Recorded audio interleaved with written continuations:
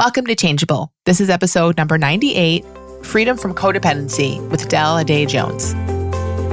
You're tuned in to Changeable with Dr. Amy Johnson. Changeable podcast is all about breaking habits, ending anxiety, and the ironic way change really works. So sit back, relax, and enjoy the show. Hey there, welcome back to Changeable. I am so excited for you to hear this conversation with Del.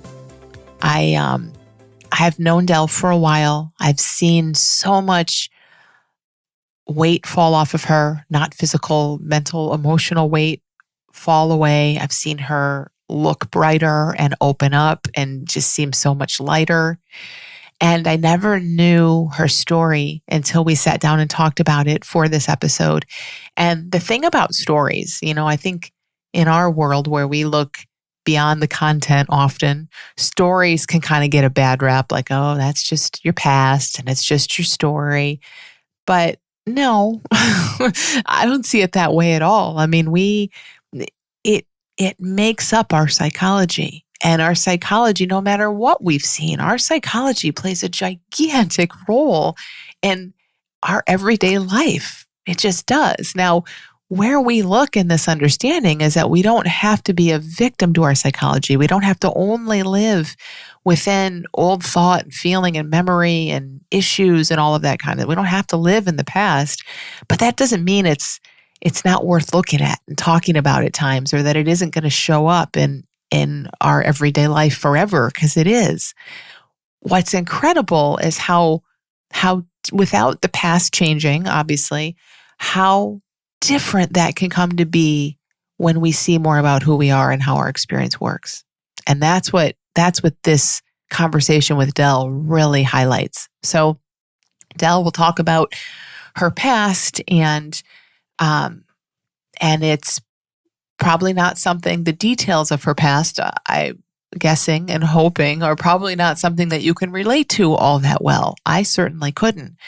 But what is amazing about hearing human beings telling their story is that even when we can't relate to their details and their content at all, we still feel that connection because we're all the same beyond that.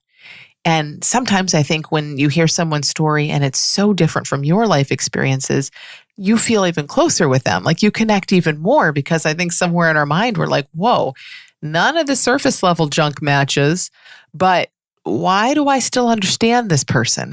Like, why can I still feel what they're talking about? And it's because beyond all that surface level junk, we are all the same. We have all felt the same things, even though our paths have looked very, very different. So Del's story is one of so much hope and so much freedom. And like I told her at the end of the episode, this is such an example of the fact that no matter what happens, it's not making permanent dings and dents on who we are. If it was, Del would be completely caught up in codependency and all the other issues she's had from her past. But she's not. She's not at all anymore, in a really beautiful way. And so hopeful, such a story of resilience, and really fascinating. And you're just going to love her when you hear her talk about what she's been through. So enjoy this conversation with Del. Hi, Del. Thanks so much for being on Changeable. Oh, it's my pleasure. Thank you so much for allowing me to come on here and share my story. Yeah, I'm really excited to hear about it, because I know you're writing about it. You've been through a lot. You've just in the short year, 2 years, I guess, probably that I've known you, you've seen so much, and it seems like a lot has changed, but I've never really known the backstory. And I think things like this just, I don't know, for me, stories are just so interesting. Not even what they show us about change. Like that's kind of obviously what this podcast about, what your show is about, how people change and what we can see around who we are and how we work. But I don't know, more and more lately, I've just been so into just hearing stories. What fictional, nonfiction, doesn't even matter. But like, there's just something so juicy in a story. So, so I'm really excited to hear yours. Oh, that's so sweet. And I totally agree. I love people's stories. I think that's how we connect. That's how we, it's like, yeah, me too. Oh, really? Oh my God, I'm not alone. Yeah. I think that's so helpful, is to know that you're not alone. Yeah. And whatever you've experienced is, that's the big one for me. So to give you a little bit of background, well, before I came across the principles, I had spent close to 30 years in therapy, probably about 28 years, and hundreds of thousands of dollars, I calculated the other day. It was quite shocking. And also just so many workshops, and the whole time just on a spiritual path as well, just trying to fix myself. I felt so defective, so broken, and different to everybody else, which is what's so funny. It's until we start sharing our stories, we realize, we're not alone. Yeah. But I'll just give you a little bit of background on how I grew up and why I had such a solid view of myself as so broken and defective. And so it started off, I was born in the late 50s in Wales, North Wales in the UK. And so it definitely wasn't, the 60s and 70s of California.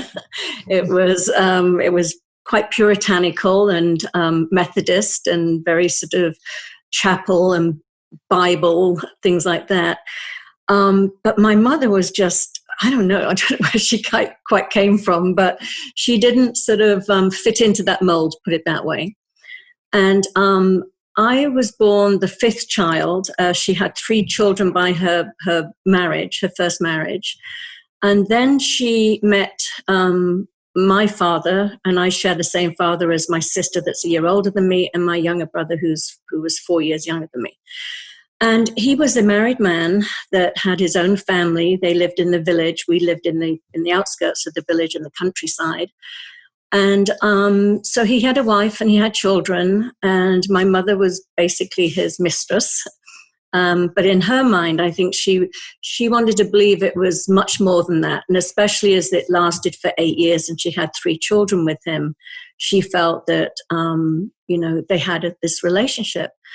But what was so crazy for me growing up is I never met my father, believe it or not. When I was about 5 years old, I used to pass him on my way to the local primary school. But prior to that, he would visit my mother once a week. And at the time, because she was trying to raise children without any father involved or money for her children, she turned our little Welsh cottage into a home for mentally handicapped people.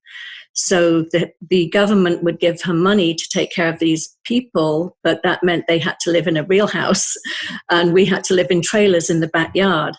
So she had her own trailer. So that's why when my father would visit late at night, we never saw him. It's not like he came into a house where we could see him or anything.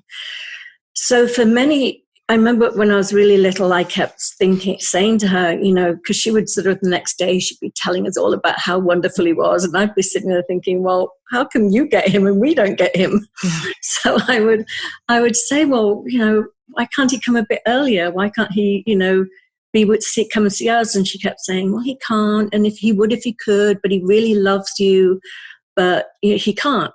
And I knew about that he had a wife, but I just didn't realize how strange our upbringing was until I went to the local primary school and realized that everybody knew about the situation, and we were the sort of Scarlet children of the Scarlet woman, and there was a lot of judgment, and it was very painful. There was a lot of shame.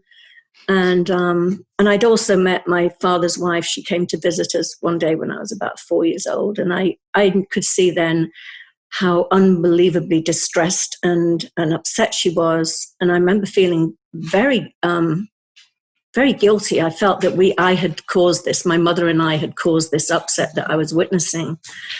And so I remember in that moment, thinking, oh my God, I could hear the words she was saying and using, and clearly I was not a nice child. And I remember thinking at that time, oh my God, I should never have been born. I've hurt this woman, or whatever my mum and I have done by being here, we've hurt her and her family. And that was just compounded when I went to school as well. So I definitely felt that, being illegitimate, if you look it up in the dictionary, it's something about not being legal or not being, and I just felt the difference. It was such a stigma back then of not being equal to other people. And for some reason, I just took that so literal. I'm very literal anyway, but I was very literal as a child too. And I just took it literally that I am worth less than other people. I should never have been here. I somehow snuck in, unwelcome. And I just carried that through life with me.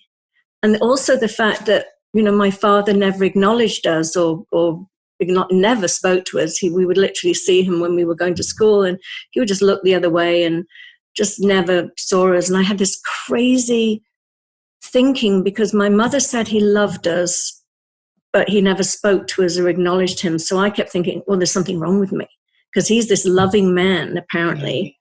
And it's got to be there's something wrong with me. I'm not pretty enough, skinny enough, clever enough, sweet enough, whatever the enoughs were. I had a list of them. And I think innocently as a young child, sometimes we blame ourselves because we think, well, if we blame ourselves and there's something wrong with us, if we fix it, we can fix the situation, as opposed to that person's just incapable of loving us for whatever reason. That's a little bit too final. And I think that's what I felt in my world anyway. Yeah. So, so I just grew up feeling that I was, like I said, less than, not good enough, and afraid, to be really honest. I mean, having mentally ill people living with you at such a young age was quite terrifying. They were mentally handicapped and mentally ill. They'd come from the local mental institution that had closed down. And my mother then rented this great big rambling mansion when I was about 9 years old. So we actually got to live in a room in a house, which was great. But at that point, she had about 55 mentally ill people living with us. And there was no family unit. There was no separate dwelling for us. We just were scattered over this giant, great big mansion, and no locks on our doors, and just craziness. I mean, literally craziness. Yeah. And my mum was oblivious. I mean, she was in survival mode. She was doing the best she could, and she did an amazing job in so many ways. I mean, she was able to, provide for us and send us all to private schools and accomplish so much for a woman back then on her own. And by then she'd had another child, so she had 7 children in total. But it definitely impacted how I developed. I became, as I said, I was in therapy for many, many years and diagnosed with codependency and post-traumatic stress disorder. And so I just went through life constantly feeling abandoned by my father, so therefore needy of male attention, which unfortunately brought with it unwanted male attention at a very young age. And then I felt guilty for that. I felt I'd asked for it. And, so there was just a lot going on. By the time I was 19, I just felt like, I don't fit into the world. I shouldn't be here. I can't cope. Everybody else can cope, but not me. And then I sort of found myself coming to America at 21, just on holiday, and there was this whole world here of like spirituality and people. There was the Bodhi Tree bookstore, and there was all these things to sort of discover. And I thought, God, I just need to make sense of all of this. It's been crazy, and there's got to be a reason behind all of this. So I just started on that path, and I think the very first workshop I did was Healing the Shame That Binds with John Bradshaw, and started to feel a bit more like, okay, apparently there's enough other people to fill these great big... You weren't alone in that workshop. Exactly, I wasn't alone. And so that was just the whole thing. But, the way I showed up in life, I was still very codependent. I was always sort of auto-referencing, hyper-vigilant. I was taking the temperature of other people. Like, are you dangerous? Do you like me? Don't you like me? Let me become needless and wantless. That was the other thing. My mother was so busy that she she couldn't take it if we had any needs and wants. She was already basically raising 7 children and 55 mentally ill people and handicapped people who were like children themselves. So can you imagine raising 60 plus children? And in her mind, it was like, well, you're okay, they're not. Their needs come first. And so you really learn to just keep shoving down and denying your own inner wisdom and your own voice. Yeah. And it took me years to realize that what I thought was love was actually longing. Unless I was like longing for the love of an unobtainable man, I didn't think I was in love. All these wonderful men would come my way and I was like, no, get out of the way. I want that one over there, the really unavailable one. So I was always like, recreating my childhood and getting myself in these situations that were, sort of definitely not conducive to having happy, healthy relationships. I love, there's so much in that. But the thing about just how that happens when you were 4-ish and this woman comes to the house and just how smart our minds are and how much even then, now what you came up with wasn't helpful. Like I created this for her. Me and my mom made her feel this way. Therefore, there's something wrong with me, all of that. It wasn't helpful, but it was kind of smart for a 4-year-old. And that's what our minds do. They're just trying to figure things out. And I love how you said, if you could blame yourself, it feels like it gives us something to fix. It's so preferable to, I don't know why this happened. Life is unpredictable. Like we will make up a horrible story just to have something and then we get to kind of work on it. Yeah. Yeah. And to follow on that, the fact that we keep also recreating that situation from childhood with this belief that we can get it right this time. I can win over an unavailable man, and then I've proved myself. Yes. So it's just that trick that we do, that we find ourselves in. And so, it was, like I said, the therapy took me from really not functioning very well at all to functioning pretty well. I mean, I had 2 amazing therapists during that time, who one was an older man who became like a father figure to me, which I really needed and wanted and loved and enjoyed. And unfortunately, he passed away. And then I had another one who was like a brother to me. He was like an older brother that had 2 sons as well. And so I think he really helped me with how to raise my children in a healthy way. Because, the model of parenting I'd had from my mother was as much as it was the best she could do. It was that sort of type of parenting that was, let's go back for a second. She was an atheist. So we used to call her Mother, Father, God, because it was like she was everything rolled into one. And she was all we ever had. I mean, literally all we ever had. And if you pissed her off or upset her, she would just withdraw her affection. And you were just frozen out until you towed the line and, got back in line. Yeah. And I think that, that type of parenting, it seems effective because your children, like I said, get back in line. But I think it's damaging. I think that the subtle message is, it's like, I'll abandon you if you don't become who I want you to be. Yeah.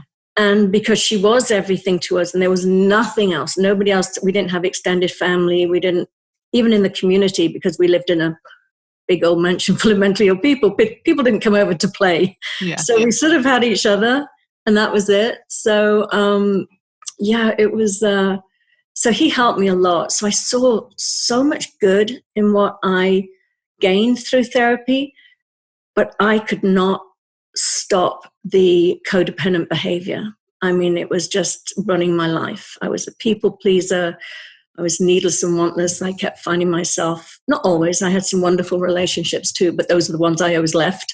And then I had relationships with narcissistic partners that were, very, very painful. And,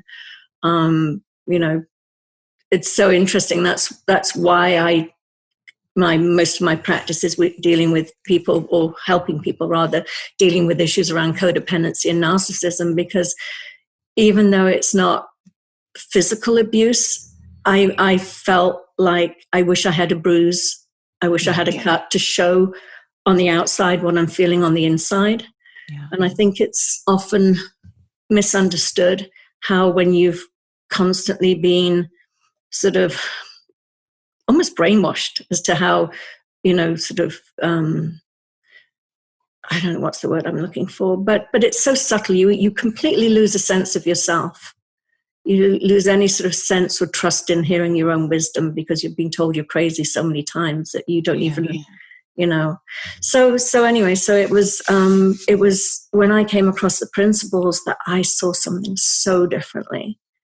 On so many levels, I saw that, I wasn't my story. That was a massive one. I saw that I wasn't broken or defective and that we're all born equal. And I'd heard that for years. I did a master's in spiritual psychology at USM, and I heard all that. It was just words in my head. And I kept thinking, God, I wish I could believe that. And I never did for some reason. I'd heard it, like I said, for many, many years, different modalities, but it didn't resonate with me. When I came across the principles, I just saw it. I saw it, and I didn't even see it. I felt it. That's really what happened. I got it. I got it in my gut. And you actually helped me, a wonderful one, when I had insecure thoughts. I didn't realize that that's just a habit. Those insecure thoughts are just a habit. I used to believe that they're mine. They're telling me something about me because they're in my head and they've lived there for years. So they've got to be talking about me, nobody else. But just to see them as that was just a habit that I bought through time. I just kept, believing that they were true. And it was amazing to just go, oh, that's a habit like any other habit. And to just not buy into it. Yeah. And it doesn't mean that in a moment it's not going to feel true, or that you aren't still have some kind of pull toward the codependent behaviors and all of that at time. But I can hear as you share this just how, I don't know, like a little further removed you got, like a little bit more onto it you've become over time. Absolutely. And it really is. And for me, it wasn't I've got to change these thoughts. These thoughts have to not come in anymore and then I'll be better. It was like, no, it's my relationship with my thoughts that I'm changing. The fact that I am not taking them so seriously, or that I don't fight them or resist them or try and control them. It's just like, oh, you've shown up again. Like that sort of lightness with it. Like, oh, well, you're here again. And before you know it, they just don't show up as often. It has to be that way because these thoughts have been around. Like they were totally protective in a sense to you. Yeah. They were there to protect you. They were the best your little kid mind could see to do and to hold on to make it through. And they were helpful in some way. To be able to be needless and wantless, like that's not a good strategy long term, but that you needed that, Yeah, no, exactly. And your point is, and it's brilliant. And I actually came to that because at one point I thought, why would these voices in my head say such terrible things to me? Why would they want to keep me so down, And then I thought, oh my God, it was trying to protect me. Yeah. It's because I literally saw this like solid black figure, like stone, pinning me down on like a wrestling mat with my hands over my head, spitting these words at me. And then I thought, oh, it's keeping me down so that I don't get any hurt anymore. Mm-hmm. Like if I sort of like raised up and started showing myself, then I could be rejected and hurt again. So it's keeping me down, telling me all these other things before other people tell me those other things. That was the irrational reasoning, I call it the ego, whatever you want to call it, but this thing that was keeping me down thought it was helping me. It genuinely was a protective, a coping mechanism and a protective, if you hear it from me first, it won't hurt so much when you hear it from others. Right. Crazy as that is. But that's so big. I mean, so big to see, yes, that it was misguided. It was unnecessary in the big picture, but in your life, it was trying to help you. I just think that has been so huge for so many people because all of a sudden, you're not defective. You're perfectly working, you're working perfectly well. Everything's working the way it should be. there's just a little misunderstanding. You just taken it a little too seriously, or a little misunderstanding around it to wake up and see. So it's not evil, it's helpful, but misguided. And and it was so interesting as I had this sort of image of this solid black stone thing on top of me, when I actually had this sort of a gentleness and that awareness of, oh, you've been trying to help me. There was like there was a sweetness to that almost. And this thing just started like sort of crumbling, like shattering and crumbling. And it sort of became ash, and it just sort of landed all around me. And I was like, oh my God, nothing to fight here. That's amazing. It was so visual for me. I thought I can just sit up, get up, and start taking steps forward. Wow. It was an amazing, it was, I don't even know, it sort of came to me in a dream, but then it kept coming during the day. I couldn't sort of shake it until it finally sort of morphed into what it was, which was just nothing. Yeah. Just nothing. So how has it gone with your attraction to certain people and that type of thing? Like were you attracted to people who are unavailable and narcissistic, do you think, because you were trying to write that because that's how your parents both felt to you? Yeah, absolutely. I think, like I said, I think it was like, I can control this. I can have a different outcome, and then I can let it go. And also, very much so, I felt so like the second-class citizen and so worthless that, that love bombing, as they call it, that sort of, you're the perfect one. You've been who I've been looking for all my life, and they put you on a pedestal. I was so vulnerable to that. Now if anybody was to say that to me, I would just be like, you're crazy. Number one, you don't even know me, and number two, you're exhibiting behaviors that I know the warning signs of now. But back then, I was the beacon for it. I was like a moth to the flame of what? You adore me? You love me? Okay, I'm yours. And then that sort of, the boiling of the frog, it's like, that sort of slowly the criticism starts. And I say, I was classic codependent, the codependent as in the giving too much. So my perfect fit was somebody that liked to receive a lot, putting it politely.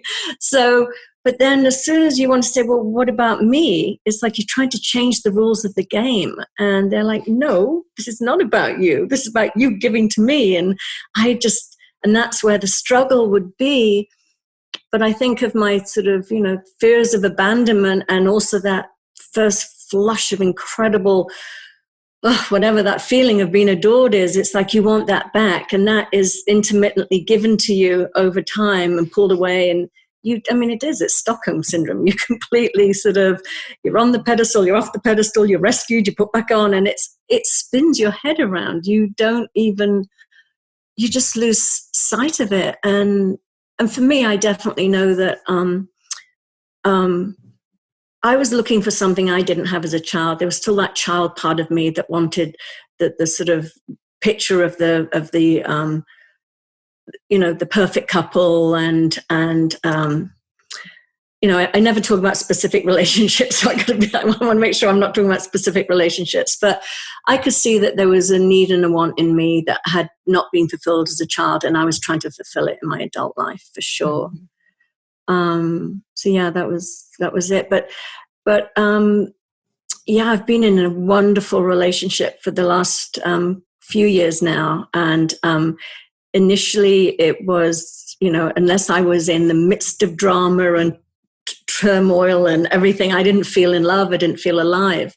So with my partner that I'm with now, initially it was like, gosh, this feels a little boring. He's a nice guy, and I, thank God, I had that little thing inside me saying, don't walk away this time, just stay, just see. You don't have to make any commitments, but you can just see.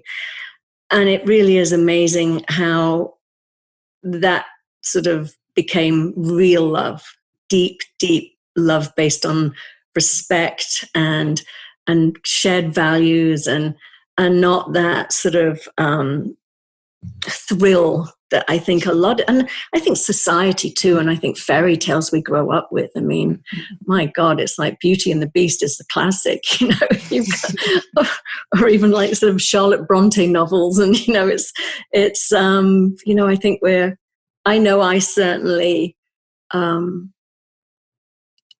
was attracted to sort of winning somebody over that was misunderstood and hurting as I saw it, and I do.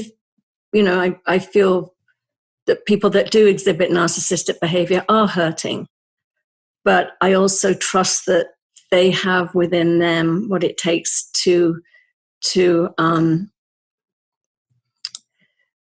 well, I think they have their own innate well-being, and is what I'm trying to say. I don't think that they need to be rescued by other women, other people that have their equally sort of faulty thinking, maybe that's having them be attracted to that type of relationship where they think, well, if I'm needed, I won't be abandoned. So this is safe for me.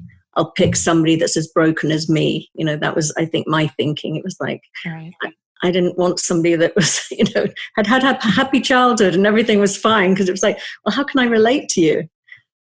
Whereas now it wouldn't even occur to me to think that way. It's like, you know, but I was matching pain for pain. It's like, you have to come in with a lot of stuff before I want to be with you. It just sounds like such a huge ground that you've traveled, like from being really enmeshed in all that, and that's what you were attracted to, and that's just what felt safe, to not, you know. So how does it feel like that was very gradual? Does it feel like it was kind of obviously starting to crumble and look different over time, but then it kind of fell away more toward the end recently, or how has that gone? I really do think that, you know, as I say, I came across the principles in 2009 originally. It was just through a book, then it wasn't called The Principles, so I couldn't deepen my understanding back then. It was very, very helpful, and I remember thinking, wow, this is different. This is helping me. Because it was right around my divorce, and my mind was going crazy. Is the only thing I can say. And I saw a book in an airport bookshop, and it said, "Stop thinking, start living." And I was like, "Stop thinking, please, yes, please tell me I stop thinking." And I sort of took this book and I read it cover to cover from London to LA, and I was like, "Boy, there's something here." But then I read some of his other books. It was Richard Carlson, and it just didn't quite have that same impact that first book had. Then I came across The Principles again in 2015. Still didn't know it was The Principles. It was through Steve Chandler. And then in end of 2016, I came across it again, and I realized there's all of these teachers, all of these books, and I just dove in head first, and just every living, breathing moment I was absorbing it. And that's really where I felt the freedom come completely. Because until that point, I was still taking things personally. I still was trying to wrap my head around irrational behavior. How could they, you know, what's wrong with me? Why are they being this way to me? And boy, when I came across that understanding of separate realities, and that we're all living in our thought created, you know, little bubble, I was able to go, oh, there's no real reality out there that I'm seeing and that you can't see because there's something wrong with you. We're all living in our own little, you know, thought bubble of what we're thinking and feeling. And so it freed me. I was just like, I don't have to try and get inside your head and understand why you're behaving in a certain way. It just is. Yeah. Oh, it is. I mean, I know we say this all the time, but it's just seeing how it works. It's like, oh, this is how it works. Then it didn't have to be about you thinking differently, feeling differently, them thinking differently. Like, you know, you're jumping a level above that in a sense, saying, here's how I think, here's how they think, and that's just us thinking. Yeah, exactly. It's just the way it is, and why torture myself over it? Yeah, I'm not in their head. I can't begin to imagine what they're thinking and feeling. So there's like a respect. It's a respect for the other person too. You don't have to make somebody bad or wrong. It's just like, that's just the way they are. and Yeah. I'm going to get on with my life and do it, what I feel good about. That was a massive one for me. There's two things in your story that are like just in all of this that are jumping out at me. One is just how much this is, I'd say, proof. But if we want to give it the weak word, we can say evidence. This is such evidence that no matter what happens, no matter how long we've lived in any kind of trauma, any kind of whatever, it's always possible to see that differently and be freed from it. It doesn't mean everyone will, but I mean, it is such a, like, Yeah. it hasn't been easy. It wasn't overnight, but I don't know. The story is just so obviously like, wow. So no matter what you grow up in, it is possible to be free of that. Yeah, absolutely. And even with, the sexual abuse, I used to think, I remember, in my teens, but when I was very young, I remember saying in therapy, I don't want to remember, but I knew stuff happened. Mm-hmm. But I remember thinking, I couldn't survive if I felt it or saw it again in a vision or something like that. Anyway, it happened probably when I was around 2015, actually. I was in the University of Santa Monica again and doing a program, Consciousness, Health and Healing. And it did come up. But I had such a beautiful vision of, I was looking in one direction, seeing what I was seeing. But I remember looking away and I saw myself as a young child and I was completely enveloped in love. I can't call it God, love, whatever it was, just enveloped in this beautiful feeling. And I remember at that moment thinking, that's who I really am. That is untouched. Absolutely nothing happened to that. Nothing happened to that. And I could either choose to look back over here and get distressed, or I could choose to keep looking in this direction and seeing this image of me being held in this beautiful, loving light. And I just thought, wow, that's it. And it took out any of that feeling of being broken or anything, because I just saw so clearly who I really was at my essence, which was untouched, unharmed, pure love, whatever you want to call it. Wow. And yeah, it's and I feel really blessed that I saw that, because I have nothing to be afraid of anymore. Okay, it came back, but I didn't have to put my hand on that stove and keep looking in that direction and still feeling that. I didn't have to. And I saw very clearly there was another way of looking at it. It's amazing. It's just so hopeful for people who understandably have gone through a lot of trauma and say, there's no way I'm coming through that, who are just thinking the best they can do is cope or get through the day. I mean, to show that essence is untouched and it's always available, and we're all just trying to see it and feel it in our own way. But, it's beautiful to know that it's there. Yeah, I'm so grateful for that experience. It was definitely life-changing for me as well. Yeah. The other thing, just kind of more on the psychology piece, is so fascinating to me how predictable it is in a way. And I don't mean, and maybe that's not the best way of saying it, but like you started off saying, we all think we're alone.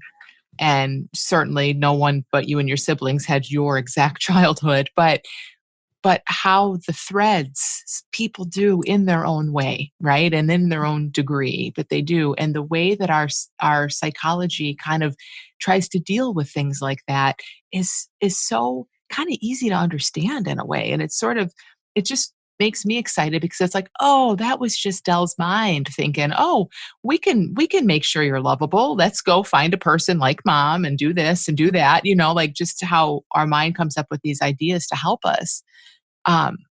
And just, I don't know, just in even how you share that and the codependency pattern and all of that is a thing that people go through. It's not who anyone is, and no one's ever stuck in it, but the fact that it's so consistent and predictable in a sense, and people have their own flavor of it, I kind of find that really hopeful too, because it's like, oh, you just have a brain and that's just your brain doing what it does when it goes through that kind of trauma.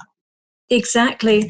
And that was what I also wanted to mention. When I first came across the principles, again, being very literal as I am, hearing Bill Pettit say, well, there are no diagnoses. And I thought, oh, I can't. I used to coach people because after my therapy, my therapist is like, oh my God, you're an expert, even beyond all the other therapists I know in codependency and narcissistic abuse. And I used to coach people with that before I came across the principles. And then I stopped it because I thought, oh, well, there's no diagnosis. I can't go there. And then it slowly started to come back to me in the last, 6 months now. And, people are like, I heard you used to do this. And I'm like, shh, we're in the 3P world. We're not supposed to talk about this. And it was just a misunderstanding. I sort of, it's a shorthand. It's describing a set of behaviors. It's not the diagnosis that stays with you for life. And I can look at it and I can help people come from, find the freedom that I found. And through the principles, which is what is so exciting. Because the other thing is, you learn that there's nothing to forgive. I know that sounds a massive one, but I really get that there's nothing to forgive. Again, my parents were just living in their own little thought bubble. My mum innocently thought she was doing the best she could, which I genuinely think she was. I mean, it might not be the sort of parenting I might do with my children, but, and again, with my father, I haven't a clue what was going on in his head. I don't know. I can make stories up that it was after World War II and people were sort of living in the moment and grabbing what they could, any happiness they could. Yeah. There was stuff like that. But the fact that I can have zero sort of judgment or residual pain from that is a freedom that is incredible to have that. The fact that, again, any of my sort of, I don't even want to use the word abusers, but whoever they were that did things that might not have been appropriate, it's like, again, I don't know what was going through their head, and I'm not going to waste 1 second of what I have trying to figure that out. It happened, didn't define me. It's not something I'm going to carry through my life. And there was another point I was going to make about the principles and the freedom it gave me, which is gone right now, but I know never to chase it and it'll come back if it's meant to. So, but yeah, the psychology it fascinates me. Oh, that's what I was going to say, is even though I was one of 7 children growing up in that environment, we all experienced it differently. Yeah. And even when my mum passed away a couple of years ago, one of my sisters had already passed away at the time. So there was 6 of us, and we all, you could say, well, I feel this way because my mum died and she was the only one I ever had. But then I looked at my siblings and we all felt differently. We all had a totally different experience of her death. I mean, I felt this incredible amount of love and respect for her, and I felt she hadn't gone anywhere. I felt she was just gone through that veil from the 4% world into the 96% world. Felt like I could just sort of chat with her whenever and save airline fares, not having to go backwards and forwards and visit her. But it was a very gentle, very peaceful passing. Her passing was to me. It wasn't painful. And there were many years where I hit points when I was in my therapy where I felt like, how could you have made some of the choices? But towards the end, it was just like, all I just saw was the beauty in who she was and the best she could do. And she was innocent in all of it. So. It is. Yes. I was wondering about your siblings, and it is amazing how you all had different experiences, probably some things in common, but yes, just different experiences. Mm-hmm. Exactly. And it's amazing that you do see it that way, and that it's not that you did a bunch of, I mean, maybe you did over the years, but it's not like you are where you are with it because you did all this work to forgive her, or because of anything like that. It sounds like just the way you describe it is like that's just how it looks. It's just how it looks. Yeah. Yeah. And that was, like I said, when I came across the principles, because during the therapy, there was a lot of, sort of, I'd feel better and then I'd go back into it and then I'd feel better and then I'd sort of hit sort of pockets of residual anger or whatever. And boy, that sort of the freedom of just like I said, that separate realities was huge for me. It was a really, really life-changing understanding. Yeah. And it's so much deeper than just different perspectives. I'd always known different perspectives, but there was still, it was just a much, much deeper understanding of how I... Different perspectives like assumes there's one reality and we just see it with our own flavor. Yes, but separate realities. It's such a good term because it's like, no, your whole reality is different than mine. Exactly. That's it. I was trying to put words. That's exactly what it is. That is the subtle difference, and it fit. Because when sometimes I'll share what separate realities, and people go, "Oh yeah, I know what you mean. Different perspectives," and it's like, well, a lot deeper than that. Like, that's a start. Yeah. So do you still have times now, like in your current relationship with anyone in your life, where you feel some of that old familiar stuff come up? It's interesting because I think it's so funny. You can have sort of your adult relationships or intimate relationships that might have reflected that pattern, but it shows up everywhere. It shows up with your boss. It shows up with your children. It can show up with your friends.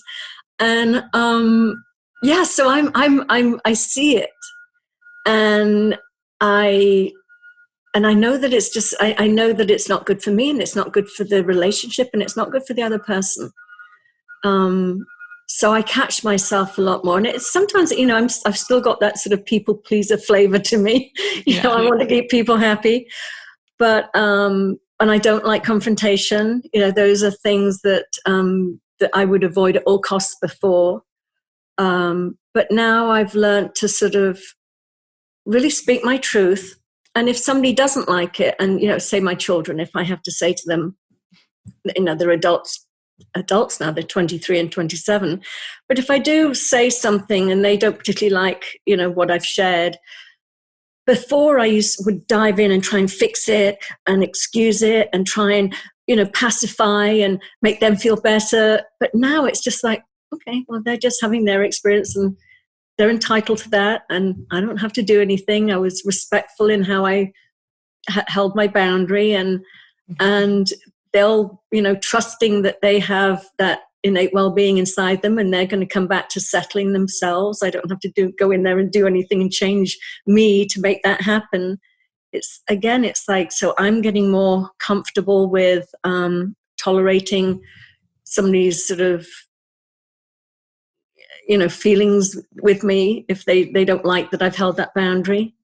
So that's a big thing I've noticed. Boundary. I mean, even as a coach, it's hysterical because I still catch myself sometimes thinking, "Oh, I could be codependent in my coaching."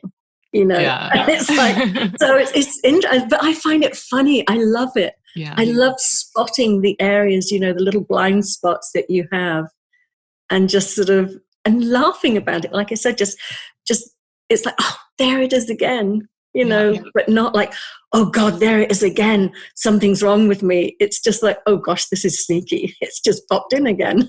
I can tell that you feel it that way. And I love that. I've seen that in so many people that have changed in different ways. Like, the old stuff comes back, but the more it does look funny or cute or even leads to gratitude. Like, wow, I'm so glad I don't believe you anymore, like to the voices in your head. And it's just like how our experience of that can change so much of the same thought, same feeling. Yeah. It's amazing. Yeah, it's really cool to see because I can feel that in you. It's like the machinery might still go there, but you're like, no, not buying it. No, exactly. I love that. It's like, I've got that Britney Spears song in my head, like, whoops, oops, I did it again. Exactly. But it's as light and fluffy and silly as that, it's not heavy. It's nothing to sort of pick up something and beat myself up about, for sure. Yeah, that's awesome. Oh my gosh. I love this conversation so much. I'm so glad we did this. And I'm so grateful that you are working with people on this. You have been for a while, but from this understanding and just what you've seen, I mean, oh my gosh, you have so much to offer people who are going through this, and just the hope alone, let alone anything you might share, just your story and just helping them truly see what's possible. And I'm really excited that you're looking toward writing about this, because man, it's going to be amazing. Thank you. Yeah, I'm excited too. Just got to get it on paper. Yeah. Well, it's on paper. It's just all in different places. I've just got to sort of put it in the right order. But yeah, excited to get the book out too. So thank you so much. Yeah, that's great. Awesome. Thanks so much, Del. It was great to talk with you. And you too. Thank you. Thank you so much for listening to Changeable. If you enjoy this podcast, please let me know by subscribing or maybe even considering leaving a review. iTunes reviews are so valuable in helping other people who need change to find their way here. I'll talk to you next week.